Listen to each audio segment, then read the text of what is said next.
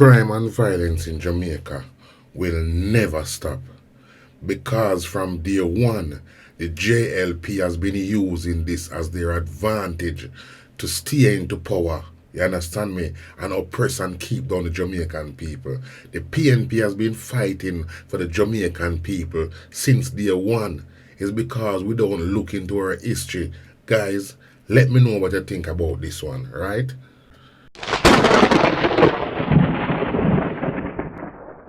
Edward Seaga built up a strong power base in downtown Kingston. Here residents were forced to live along a political divide enforced by gangs. Mother sent him to buy some greens. And when he went waiting for the greens, a lot of J.L.P. supporters came upon him and chopped him up, cut him up. See there? All both away. Tivoli Gardens became a J.L.P. Seaga stronghold. Yellow for natural riches, black for the struggle, and green for hope.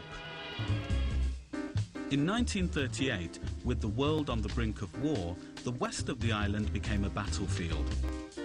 Canefield workers in Frome decided to down tools over poor working conditions and wages. They started a rebellion amongst the masses, weary of still being treated like slaves. They burned crops, destroyed houses and fields, then turned on the landowners.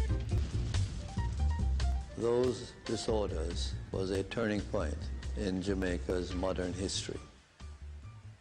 A new agenda was set for the future, in which the people and their views and their aspirations would be taken into consideration. In Jamaica's political awakening, two leaders emerged from the island's brown classes. They were cousins and as diametrically opposed as two men could be. There was Norman Manley, the introverted Rhodes Scholar, a bookish barrister with a passion for classical music.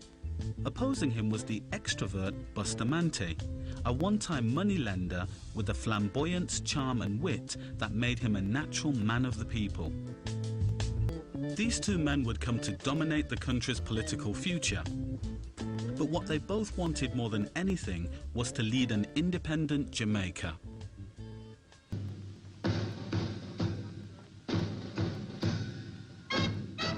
In colonial Jamaica, shade or pigment mattered.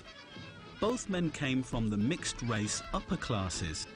They had little in common with the underclass they sought to represent. But in the Caribbean, the black masses had been taught to believe that only light-skinned leaders could be taken seriously.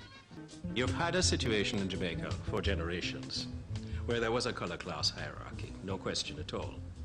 At the top, white people, white expatriates, white locals, and then mixed peoples who are closer in the spectrum of color to being white, going down the scale to people who are black. There's what I call the gratefulness factor, in that most people who were of Bustamante's complexion had nothing to do with the majority of black people. So for somebody like him to actually stand for them made him far more important to them because they were grateful to him for having broken to some degree with his typical social background.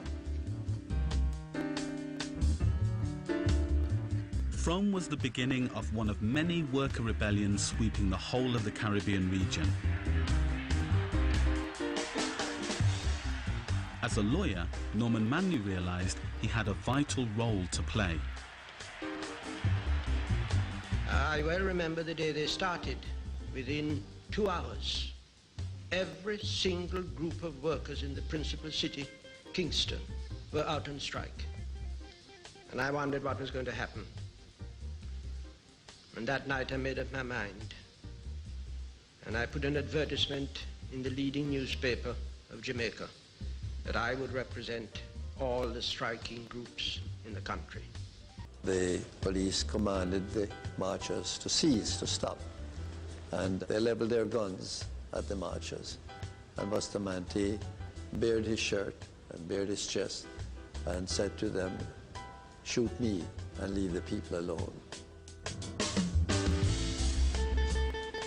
A report by the British government following the uprising at Frome was damning.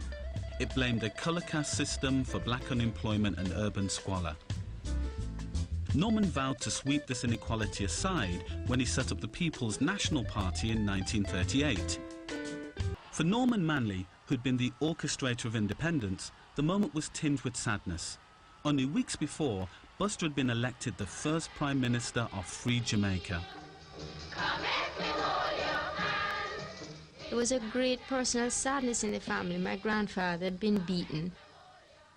Myself and my grandmother were just so broken up for him that we were going to see someone else lead our independence. It was so unbelievable that the sculptor who had brought the independence up out of the wood wasn't having his name on the bottom of the carving. It was heartbreaking for us.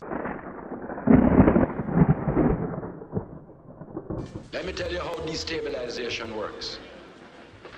They will go in the secret group that is trying to mash up the country. Will go in among the youth and find one that look like a leader.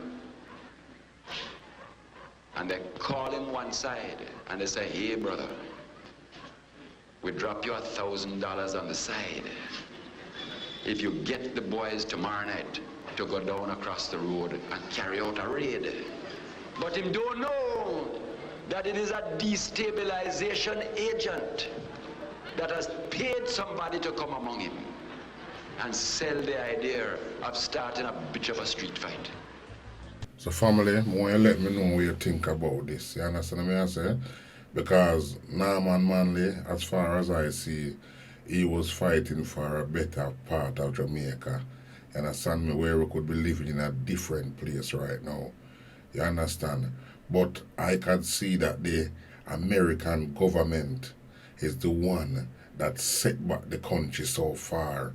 You understand me? Bringing the guns and give it to the J.L.P. them.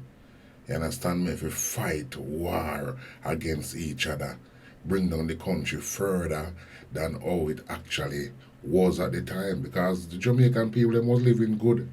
You understand me? I say? They was living really good. Until the man say want meet Castro. Then that was it. Once you get in bed with them people, they turn the table. So you see, when America and them place they have a hand in the country, they can do whatever they want to do. You understand me I say? And from them time they've been controlling the J.L.P.